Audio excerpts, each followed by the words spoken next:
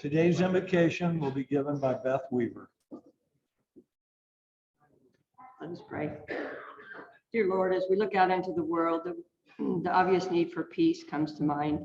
And we pray that you would be willing to touch the hearts of people to bring that peace about. We thank you for this club whose willingness to facilitate peace when it comes to our door is obvious. And we thank you for that kind of heart. Thank you for the food and the fellowship today. We pray to your glory. Amen.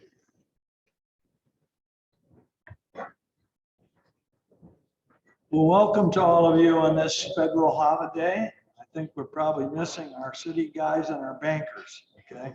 I don't see any of them out there. But we do have quite an array of Whitaker Myers in the back. I think it's their corporate table. It's all right. We're glad you're all here. All right, this week's item is on the screen. I'm sure most of you know what this is. It's a United States Army World War II lensatic compass, model M1938. The primary purpose of a lensatic compass is to take accurate bearings for land navigation. It is also used to direct artillery fire. With the invention of the GPS, the compass was made obsolete. Now, I never had a GPS, so we had to use the compass. I don't think anybody today knows how to use one, but anyway, that's what a World War II compass looks like. Secretary Lynn, the Secretary's report. Thank you, President Gregg. Second straight week, we get to start off welcoming a new member. Invite Jill Monroe to come forward. And President Gregg has her red badge. Jill is the Associate Director of Community Engagement at the College of Wooster and was proposed and sponsored by past President Kathy McConnell. Welcome, Jill.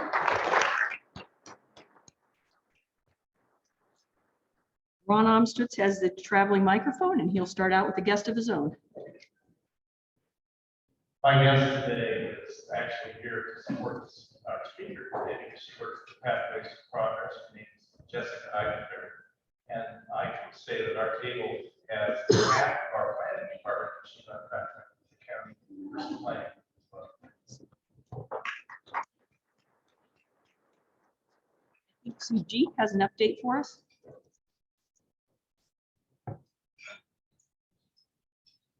Good afternoon, everyone. So this week was pretty amazing. We had our bowling section matches on Canton on Saturday, and we made top 4 in one and we are in the districts now. And this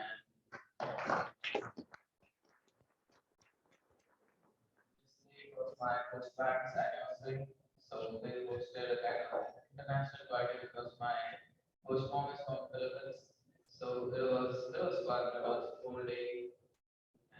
Yeah, it was pretty good. Thank you. Thank you. Ian Smith. My guest today is MCTV Sales Engineer Zach Colas. Thank you, Ron. Just want to give an update on Club Runner. Club Runner, every now and then we try to update you on this. Club Runner is basically a contact list of Rotarians. I know many of you use it. You use it both for Rotary and for external contacts. It's really very, very good and very simple to get. You just go to your Android or Apple store, search for Club Runner, and you'll see the little CR. The one thing when the second screen as it comes up, if you want to see the members, just look at the link on the bottom. You hit the link on the bottom for members. You'll get your list with even pictures on that. So that works very nice if you need to recognize someone. And then when you click on that person, you can see, you get all their information. You can call directly from there. You can email from there. And it also gives you some Rotarian information. So just a suggestion, if you don't have Club Runner app, you may want to add that to your cell phone. We have two announcements, Don Noble and Chris Pycraft. And I heard a Rotarian say today, when you get an email from an attorney, at least makes you open it. So maybe that's helping our EREY campaign. Just a quick reminder again, mark your calendars, Monday, March 20th. Wayne Webster is going to host us at the College of Wooster at Lowry Center for a tour and lunch. Our new meeting will be that on, again, Monday, March 20th. So don't come here. We'll be some other reminders. We'll have an email go out, try to get an idea of a head count. There'll be parking in the back because the students will be on the spring break. I'm sure they're looking forward to that, but we won't have to worry about parking. Isn't that right, Chief? So we should be good. So again, Monday, March 20th, we'll be at Lowry Center. Thank you. Thank you, Lynn. I'm back to talk about every Rotarian every year. It's an honor to be perceived as so scary. I may have you write a recommendation to my compensation committee next year. One of the nicer attorneys you probably know, Bob Gorman, gives our typical invocation, and he wrote that speech. And there are two lines I want to call out from it, and they should sound familiar to those of you who've been here a long time. One of them talks about how Rotary is truly international in scope, and the other is about how the real measure of our success is the work we do outside these four walls. And I call that out because the way that every Rotarian every year works, and the reason that Rotary International asks us to participate, every Rotary club everywhere in the world, is because of how those funds are used. And I mentioned this briefly last week, but I want to go into more detail this time. Our funds that we contribute get collected by our local foundation and then contributed in a bulk transfer to Rotary International. Rotary International invests those funds for 3 years. The gains from those funds help pay Rotary International's operational and organizational administrative costs. And the net amount collected goes to fund Rotary International programs, and 50% of those funds come back to the district to support local initiatives or local district global grants. And many of us are at least passingly familiar with Rotary International's programs, but they include, probably the best well-known is Polio Plus. They also fund Rotary's Peace Centers, clean water and other humanitarian efforts around the world, scholarships and vocational training. And this is one of the small ways that those of us in Wooster, Ohio can help someone all the way across the world through Rotary International just by writing a check. And as I'm pointing out over and over again, half of those funds come back to our local district to support local district projects, including projects that our own club has run and requested district grants for. So your contribution helps over a period of many years in many places around the world and locally. So if it's important to you that your donations make an impact locally, this checks that box. If it's important to you that your donation makes an impact internationally, this checks that box too. It's a very unique program. $100 is the requested amount. If you need a pledge form, I have some with me, and you should have received both a hard copy and an electronic one already as well. Thank you very much to those of you who have already participated, and we'll keep you updated on progress for this year's campaign.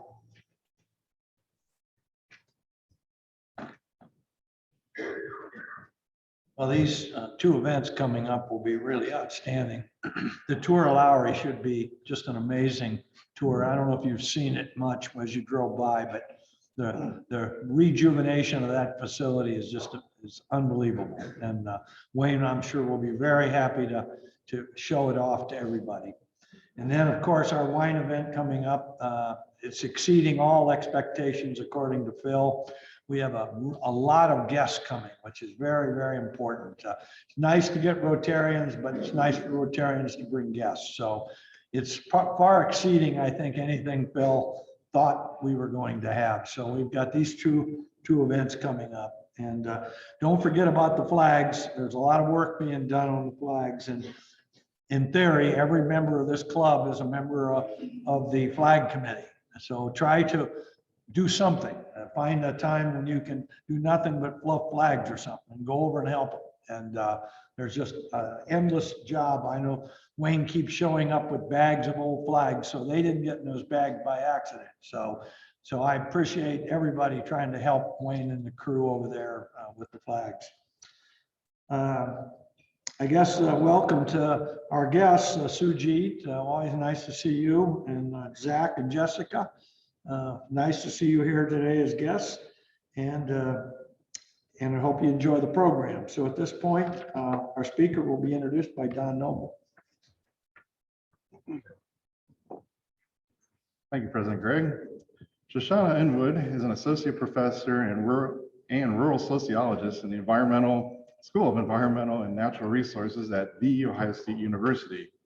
Her integrated research and extension program focuses on 1, community and economic development through food and agriculture, 2, how access to affordable quality health insurance and childcare affects the economic development and quality of life for farmers and ranchers, and 3, the role of social infrastructure and food systems resilience in disasters and disruptions. Shoshanah leads the USDA-funded Wayne County Pathways to Prosperity project, a community-based research and extension project focused on building rural wealth through local food systems and value-added agriculture. She has an undergraduate degree in biology from Oberlin, a master's in environmental science from The Ohio State University, and a PhD in rural sociology from OSU as well. Before starting graduate school, Shoshanah was a beginning farmer in Richland County, working 2 part-time jobs, selling produce down in Columbus, and learning what it takes to earn a living on a farm and land in rural America. Shoshanah lives here in Wooster with her husband, Jason, and their 2 children. So please give me a warm Wooster Rotary welcome to Shoshanah as she shares with us Wayne County Pathways to Prosperity project.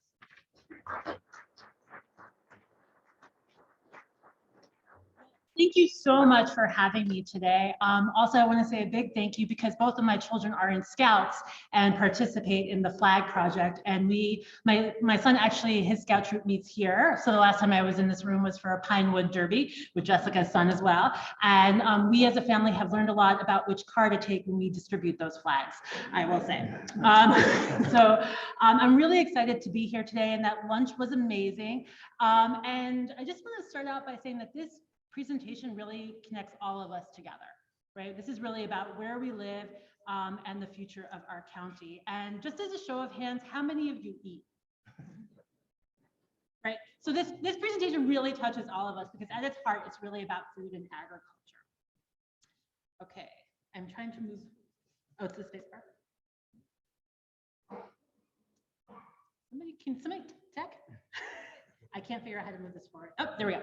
Okay, so as Don mentioned, that very very kind introduction, right? I do a lot of work in community and economic development, and when we're thinking about the problems in a community, there's 2 ways that we can address them, right? Who remembers the story of Chicken Little and the Sky is Falling, right? What happens in that story? Can somebody tell me really quick? I know somebody here knows it. You all raise your hands. The sky doesn't fall, but what happens, right? Remember, Chicken Little thinks that the sky is falling and goes around hysterically to all of the friends, right? Saying the sky is falling, we have to get to the king. And depending upon what version you read, remember what happens? Chicken Little and all their friends get eaten by Foxy Loxy, right? Not a good ending. Then there's the story of the little engine that could. Remember that story where the train needs, the smallest train, she needs to get to the other side of the mountain. And with all of her friends saying, I think I can, I think we can, I think we can, she gets to the other side of the mountain to deliver all of the good food and toys to the boys and girls on the other side of the mountain. 2 very different approaches, right? One is really about problems, and the other is really looking at assets. So if we take the Chicken Little and Sky is Falling approach and we're thinking about problems in our community, then we only focus on what are the problems, what needs to change, what are the barriers to change. That gets really overwhelming really quickly, right? And this is a group here I know that likes to solve problems, right? So you're probably really queuing into this gets really big. Where do we even start? Versus the assets-based approach, that little engine that could, when we think about when did our community feel at its best? What do we value most about our community? What's the essence of our community that makes it unique and strong?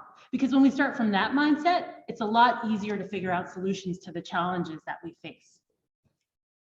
So I want to start out actually by asking you some questions. What are the 5 greatest assets in Wayne County? Write down. Farmland. There was another one I heard. People. Oh, yes. What else? Quality of life. Quality of life.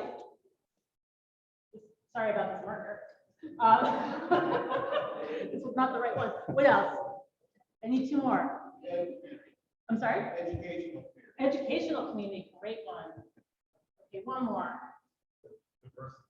Diverse economy, yeah, these are great. Yep. Yes, these are all right. So very quickly, you were able to list out just 5, right? Very, very important ones. And what's the #1 asset in your community from that list? People, exactly. So I want you to just take a moment and shake hands with the person that you're sitting next to and say, thank you for taking time out of your day to get some information for your community. Right? So yeah, right, because you are the #1 community. And actually, that is a question that I always give my students, and clearly you all would be flying A's in my classes. Okay, so this is really the approach that we've taken with this USDA-funded project called Pathways to Prosperity. And really our goal is to build stronger community partnerships that are focused on economic development through food systems and value-added agriculture. And this is a national project that includes faculty here at OSU, also Colorado State University, American Farmland Trust. And one of the things that we wanted to do with this project was, rather than to fly out to a community for a week and ask some questions and fly back, we wanted to work in place. So we've been working in 2 communities here, because I live and work here in Wayne County, and then also in the San Luis Valley in Colorado, which Bueller's actually sells their potatoes. And with our local community partners, we've been working a lot with Wayne County Farm Bureau, local Roots and Food Sphere, our Amish and Plain partners, and also with Wayne County Extension.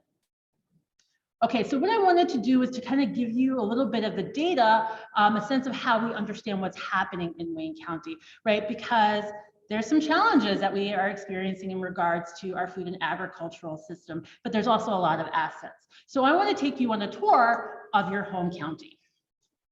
So we actually are incredibly blessed to have really good soils. About 72% of our land is in agriculture, and of that, 81% is nationally significant. Okay, so what does that mean? American Farmland Trust has done mapping across the country and has categorized soils. And nationally significant soils are the best soils in the country that are the most resilient, the best for growing food crops for human beings, right?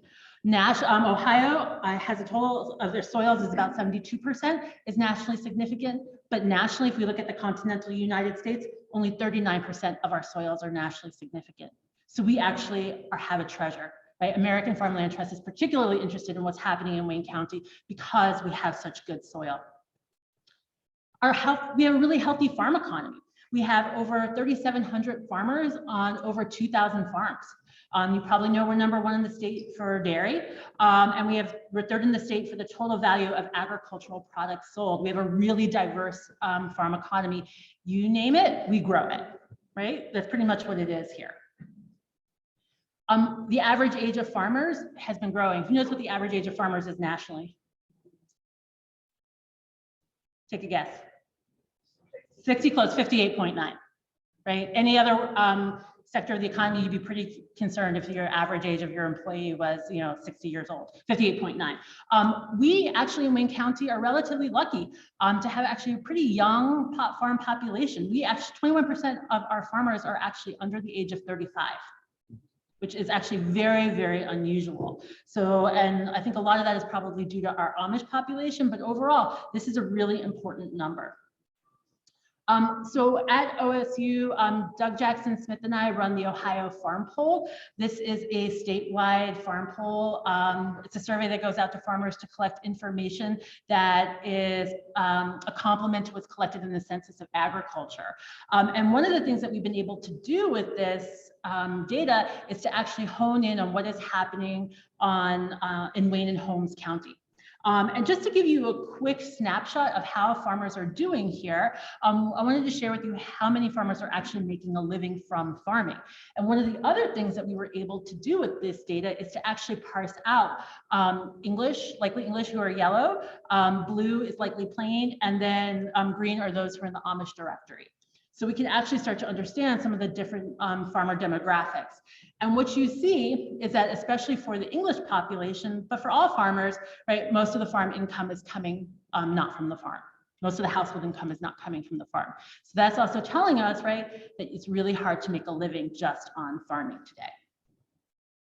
Okay, what we also found is our Plain community is actually really optimistic about the future of farming compared to the English population. 67% of Plain community farmers say that they would encourage their children to become farmers. That's compared to 23% of English farmers. Okay, that's a really big difference. Also, the Plain community farmers, our Amish farmers, have really been diversifying into different products as they look for new markets. About a quarter are actually farming organically. And in the last census of agriculture we have available in 2017, Wayne County had $14 million in organic sales, most of which is coming from the Amish and Plain community. And so this is also representing a real opportunity for creating wealth to keep farms on the landscape. In Wayne County, we actually have a very diversified local food economy. We actually stand out in the state. We are #1 in local foods statewide. Our sales in local foods are 3 times the average compared to all other Ohio counties. What's really interesting is that only 9% of our farms are actually selling direct. And to the last available census, they were doing about $8 million in sales. So what we see is that there's actually a lot of opportunity for expansion in this area. We have a lot of good infrastructure, particularly for processing. We have produce auctions, right? 2 of the 12 are actually located here in our region, and also a lot of meat processors. How many of you remember during the early days of COVID, hearing these news stories about meat not being on the shelves? Did we experience that here in Wayne County? Not really, not to the extent that they did nationwide, right? I mean, that whole entire time during those early days of COVID, I was like, I am so glad to be living here. Right? We have so much production, we have so much processing capability. We don't have the issues that other communities had. We were really lucky. And because those were essential services, they didn't shut down. So it also kept our economy chugging along as well. Some data that was analysis that was done by the Ag Econ department at OSU looked at the total economic impacts from our food and farm economy here in Wayne County and found that about 21% of the county's economy is coming from food and agriculture. And it represents about 15% of our total employment and 20% of that labor's income for this county. Right? So it's a really important part of our economy, but it's a part that's not always integrated when we're thinking about the future development within Wayne County. And we know that we have some real challenges to our food and agricultural sector that's happening both nationally and locally. There's issues with farmland conversion to urban development. The cost of land has been going up considerably. And again, just trying to make a living in agriculture and maintaining that farm can be really challenging. We've lost a lot of land in the last few years. These are maps from American Farmland Trust. It's going to low density residential and high density residential. You can see Wooster spreading out, and then also development pressure coming in from Cleveland, Columbus, Mansfield.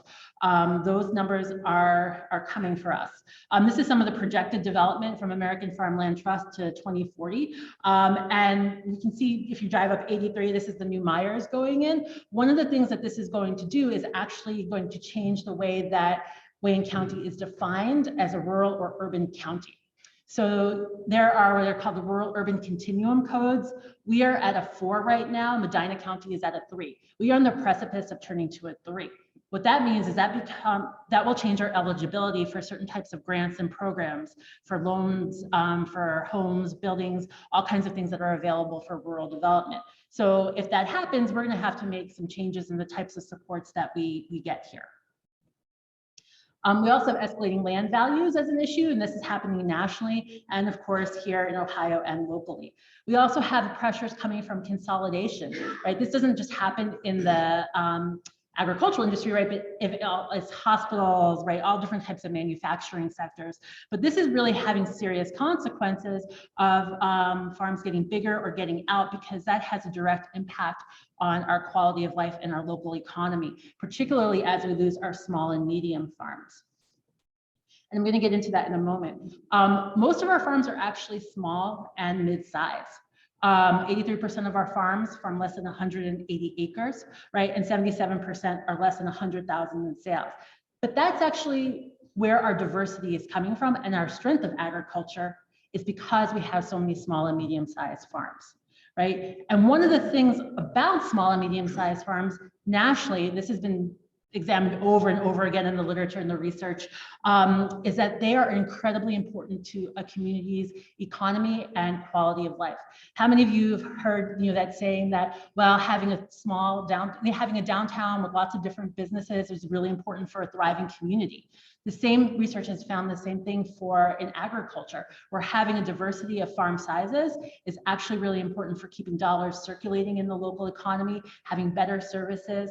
These businesses tend to buy more local equipment, livestock, they're using local suppliers, and they're also community members, right? So we're creating more cohesive communities with the larger number of farms, not just by size, but the number of farms we have. The other part is that 65% of the value of farm products is actually coming from those small and mid-sized farms. And they're actually the ones who are most likely to be contributing to local and regional food systems. And in 2020, nationally, that was about $20 billion market, right? So a lot of, right, really, really important economics. Also, just going in a little bit more locally here in Ohio, some of the data we got from our Ohio farm poll really showed us, remember 2018, there was a really hard year for weather, planting, there was trade wars going on. That was one of the reasons we wanted to do the Ohio farm poll. And we found that farmers who were doing direct marketing were actually insulated from those shocks to the market and from those weather events. So it provided a lot more income diversification, right? You don't want to put all your eggs in the same basket, and it provided a lot of economic resilience for those farms. So let's talk about how do we think now, within the Pathways Project, about identifying new opportunities to support Wayne County's family farms. One of the ways that we've really honed in on is really thinking about these local and regional food systems and value-added agriculture. If you were at our event back in March, the U.S. Federal Reserve came. They actually have a publication called Harvesting Opportunity: The Power of Regional Food Systems to Transform Communities. And that's actually available free online through our website. But this has again and again been shown to be a really important way for agricultural communities, especially ones like ours, to move forward. One of the things that we did was to try to first understand what's happening in the agricultural community here in Wayne County. We are actually a very diverse group of farmers, right? Can't lump farmers all into one category, they're different. And one of the things that we found is that there's kind of these three big groups of farmers: those who are members of Farm Bureau, a little bit larger, dairy, established members of the Ag Success Team that's hosted by the county commissioners. There's the Amish and plain farmers with their produce auctions. There's the local roots, small and medium-sized farmers who are direct marketing. And what we found is that even though they all really care about the future of agriculture in Wayne County, nobody was really talking to each other, right? And very little relationships across these groups. So our goal became to strengthen those connections. And for those of you who are in economic development, right, you know that in order to create economic development, you first need to have social relationships, right? That's probably one of the reasons why you're all here today, right? And are part of Rotary, is to create those social relationships, to create that capacity building. So that's what we really embarked on. And so for the last year, we've been doing a lot of meetings and planning. Some of you have been at those events. We've had forums. We've had Julia Freegood coming in from American Farmland Trust to also help us understand our community and even to map out what the assets are in our community. We've been building a lot of relationships through experiential learning. I know Lynn was on our bus tour, which was co-sponsored by the Wayne Economic Development Council and was narrated by Wayne County agricultural natural resource educator Frank Becker. And we were able to go and visit a lot of the value-added agricultural enterprises that are in our community. We really got a good look at the processing power. This is at 3D Meats. My son was very jealous that he didn't get to come on this tour. He was like, why didn't you bring me home a steak? But we have a lot of really great processing, right? Looking at the produce auctions. This is again a picture from the end of October when it was pretty chilly out there and we still had food, fresh local food. At all of our events, we feature the bounty of Wayne County. One of the things that about our project that we really need to change is that we always seem to have these events like in March and October, end of October, when it's really hard to source local food, but we do it. And we don't just do it of Ohio local food, right? We are doing it Wayne, Holmes, Ashland County local food, right? Many of you have probably been watching the news about Ukraine, the bread basket, right? One of the things that we are so fortunate here to have so much production because of our good soils and the amazing farmers we have. We have a really important sense of security here because every time we have an event, Wayne County can rise to the challenge in ways that Northwest Ohio couldn't even do it. We've had some good focus on the media, both in the Amish and Plain media and on our English media. This was one of the stories that the budget ran. Ag matters no matter your background, right? How do we find commonalities across our different groups? One of the things, of course, because I'm at OSU, we like to do evaluations and research, and we're always asking people about their experiences. And we find 100% of the folks always say, I want to help strengthen agriculture in Wayne County. But not everybody, the majority, aren't actually sure what to do, right? And this is a really common issue. So one of the things that we've been doing is working with the county commissioners to rethink about the Ag Success Team and moving it from a network model to really a working group model, where we have different groups that are actually specifically working on it, whether it's land use policy, expanding markets, a food system plan, farm and food business supports. And we're going to try to get a lot more community input and part of community participation. And you may be thinking, right, what's my role? How can I participate in this? Because we do need you. Well, March 7th, we are going to be having a event at the Buckeye Ag Museum and inviting community members. And Jessica has invitations here in paper that we would, of course, love you to come to actually say, let's start thinking about how can we start investing and getting more participation as a community working together across our different sectors to figure out how to support agriculture here. And we know not everybody has time to do that or the staff capacity. So we're also launching a crowdfunding platform through OSU to fund a plan to actually plan for food and agriculture in Wayne County that would complement the Wayne Onward Plan. And this will be coming out March 7th, and you'll be glad to know there's no university overhead associated with this. So any dollar you give would actually go directly to that plan. And our goal is to try to get $25,000. Also, again, one of the things that has been really exciting as we've been creating these new partnerships and relationships, we're seeing new positions like Jessica's emerging at the county. Probably in April, we are going to be sharing a new food and agriculture financing map that we created for Wayne County. So we'll keep you apprised of that as well. And again, we hope that you'll share with us your thoughts, ideas, excitement, and come to this event as well, because your knowledge, talents, and skills are important. And they are what make Wayne County such a wonderful place to live. So thank you very, very much.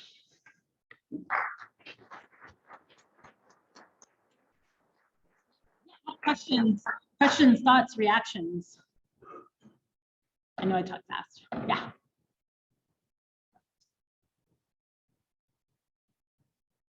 Thank you. That was very informative. Appreciate it. I was wondering, are there any first generation farmers in Wayne County? And if so, is it still possible to become a first generation farmer? And if you can compare the farm? That is a really great question. Yes, there are first generation farmers in Wayne County. You are identifying the real crux of the issue. One of the things that we've been talking about is how to network with OFA, the Ohio Ecological Food and Farm Association, actually has a statewide land link program for farmers who do not have somebody to carry on their farm and are looking for a successor, and for young people, or anybody, not just young people, who are looking to farm. And how can we start to facilitate more of those connections and transference? And I think that's one of the questions that Jessica is going to be working on in her new position, because that land access question is key. And if you have ideas, we'd love to hear them.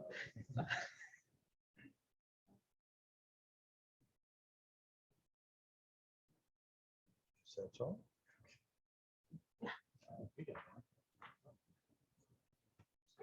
He always has good questions. You see a progression toward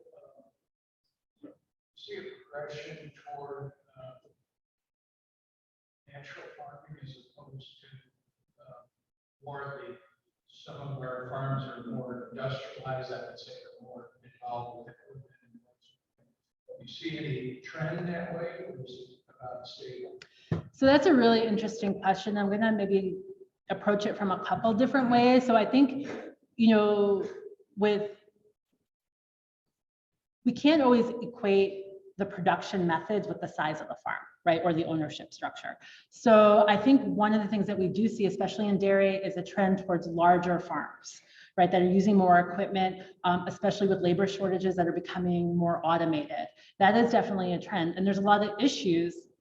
There's pros and cons to that, right? That's a really complicated issue. At the same time, when we look at who the young farmers are, they're really coming into farming because they're excited to farm more naturally, right? More organically, more with integrated pest management, looking at alternative markets. The folks who are coming in are not necessarily going to be focusing on big grain and like corn and beans, because number one, the cost of land is too expensive to get into that, but also where their concerns are a lot of times also environmentally motivated. So I think that that is an up and coming exciting area. And certainly when we look at what's been happening in Wayne County, we see a real shift towards that as well. And where the markets are, right? Like Costco, right? I don't know how many of you are members of Costco. They're one of the biggest buyers of organic food. And so when we look at that kind of market, right? They need farmers to feed, to supply them.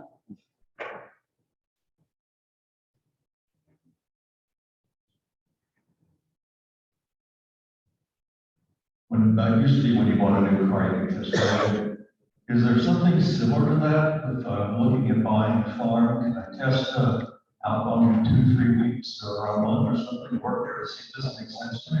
That is a great question. And, and I've done that process, right? When, as an intern, right? As an internship. And I think that again, OFA and some other organizations have internships where you can go and learn to be a farmer, especially because with that shrinking number of farmers, less than 2% of our population currently farms nationally. Right. So there's been a lot of effort at USDA to try to support ways to support a new generation of farmers. And one of the ways has been a lot of investment in building internship opportunities, which are great.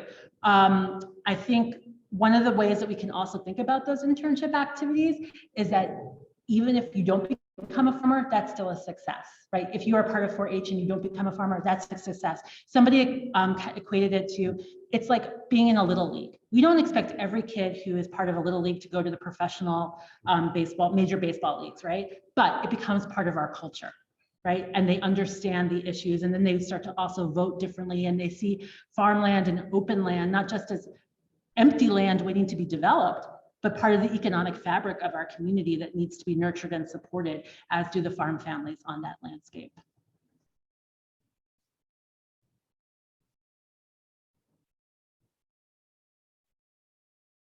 I would be interested to know how many people in this room are raised on the board. 1, 2, 3, 4, 5. If you asked that 20 years ago, you'd probably get a different number. Yeah. And so that's one of the issues. I think one of the other things just to that is that we have a very symbiotic relationship here in Wayne County between our manufacturing and our farming communities. Somebody had said diversified economy here, right? A lot of farm families rely on off-farm incomes for, again, additional household income, especially with market fluctuations, and also those benefits. Right, that's where another area that I work on a lot is this issue of how access to quality, affordable health insurance and childcare are really actually those invisible issues that affect the sustainability and viability of a farming enterprise. And so that is something unique that we have here that also supports the farm economy. And maybe we can start to think more creatively about that symbiotic relationship and how we can continue to support that and make that work for folks.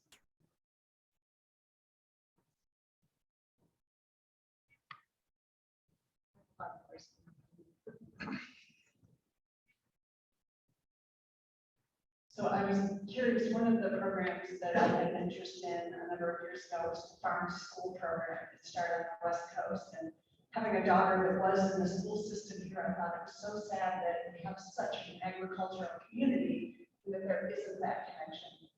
Is that something that you're looking at, or programs like that, that one, educate children for where their food comes from, but also provide opportunities for those farmers to connect with education?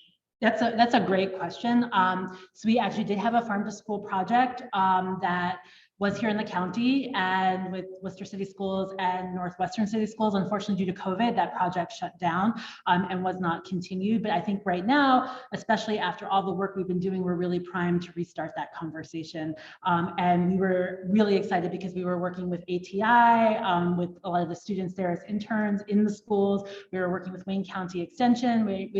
I think that there's a tremendous amount of opportunity for that. One of the other exciting conversations we've been having has been with the Akron Canton area of aging. The state is actually very interested in starting to purchase more local foods. The Department of Aging spends about $1 billion of food a year for the aging for food. And so we are in conversation right now. We are very fortunate that they are actually one of the most innovative at the state.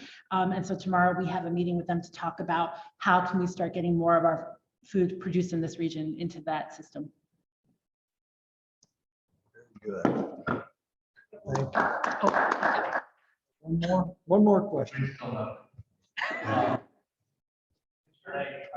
you make a case for production agriculture being a manufacturing operation? And how that might be a driving part of manufacturing? So I will preface that I only have a minor in ag econ.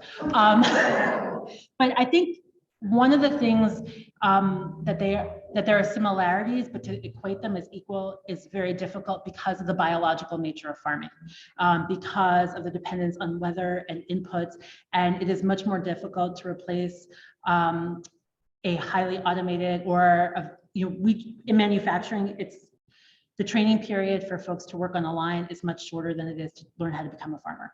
So I think when we're thinking about the investments in the human capital, they're not one-to-one, but I think that they are really important for us to think of farms as small businesses, right? Who are paying taxes, who have a lot of knowledge and have a lot of value that are contributing both to our economy and to our quality of life, right? My kids in Scouts, we are so grateful to have you helping us out with the flags and with money.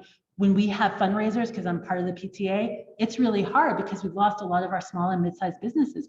Walmart and Chipotle, that's who we have to go to. It is a lot harder to get donations from them, right, than it is from when we, go to some of the smaller mid-sized stores. So again, having those farms who are going to be members in our 4-H, in our other sorts of civic organizations like this are really important.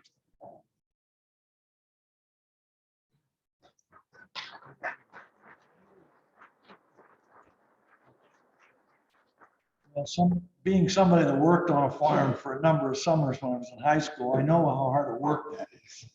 Baling straw and baling hay is not easy.